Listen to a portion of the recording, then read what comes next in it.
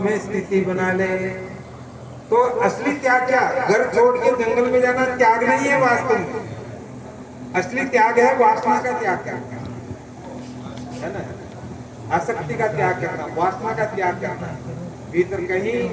अच्छा, वासना भी बहुत सारी वासनाएं हैं, पर सबसे गंभीर वासना है देह वासना।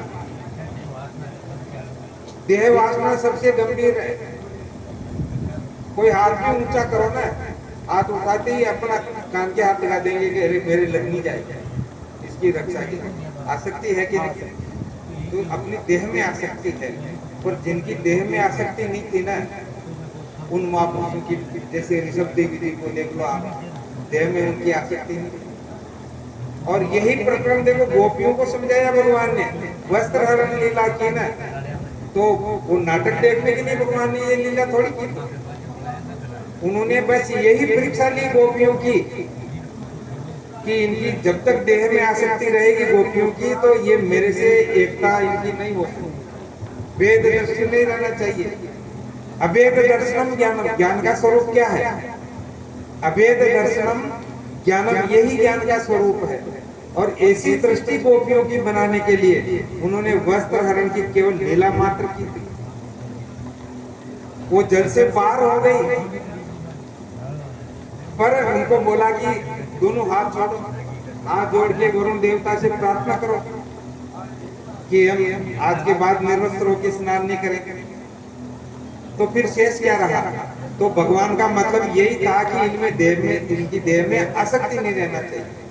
ऐसे ही अपने भी देह में आसक्ति नहीं होना चाहिए। ज्यादा संवारने की जरूरत नहीं है ना, तेल लगाना, बढ़िया कटिंग कराना, अरे क्या कटिंग कराना, सजाना है तो ज्ञानी हमेशा आत्मा को सजाता है, अज्ञानी हमेशा शरीर को सजाता है। अरे मेरे कपड़ों की तो प्रेस नहीं हुई है, बाजार में जाऊंगा तो अच्छा नहीं लगेगा। ये सब क्या है? ये आपकी देह में आसक्ति तो है ना, देह में आसक्ति। इसलिए वासना रहित हो जाओ, बस सबसे बड़ा त्याग ये है। ये सारी प्रक्रियाओं का मूल विषय यही है, इनका सारी का मतलब गंतव्य वहां तक ही है। कहां तक? अपने स्वरूप में स्थिति तक। कैसे भी करके स्वरूप में स्थिति बना लो। अरे स्थिति अगर स्वरूप में बन जाती है ना, तो फिर किसी से भी कुछ लेना देना नहीं है, सब खत्म है। कौन पिता कौन पुत्र, है ना। एक छोटी सी बात बताऊं, चित्रकेतु के 100 रानियां, और 100 में से एक के पुत्र हो गया, एक के पुत्र हो गया, तो भागवत जी का दृष्टांत कर देखो। तो राजा की आसक्ति, जिसके पुत्र हो गया ना उसमें आसक्ति, बाकी 99 को बायकाट कर दिया।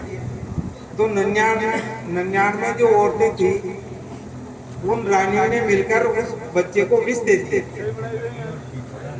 बच्चे को विष दे दिया। और खुद की माँ रोई, बच्चे की माँ रोई, उसके साथ वो भी रोने लगी। और मारने वाली कौन थी? वही थी। पर चित्रकेतु की उस बच्चे में विशेष आसक्ति हो गई, खूब रोया खूब रोए। तो नारद जी महाराज आ गए, नारद जी को बोला कि नहीं मुझे कुछ नहीं चाहिए, मेरे को मेरा पुत्र चाहिए। तो महाराज पुत्र चाहिए तो चलो मेरे साथ, मैं मिला देता हूँ आपके पुत्र को। तो नारद जी महाराज ने योग माया से उस पुत्र को प्रकट किया, प्रकट करके चित्रकेतु को बोला कि लो ये तुम्हारा पुत्र पहचान गए? हाँ पहचान गए, कर लो बात की। तो चित्रकेतु राजा बोला कि अरे बेटा तू मुझे नहीं जानता, मैं तेरा पिता हूँ।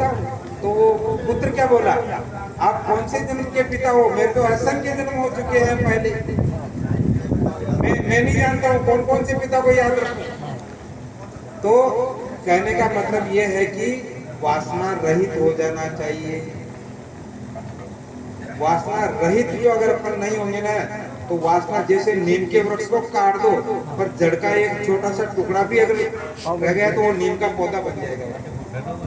बस ये वासना ही दुखों का कारण है। भस्मीभूत करना है तो किसको करना है? केवल वासना को करना है। बस यही सबसे मुख्य ज्ञान है। बोलो सच्चिदानंद भगवान की जय हो।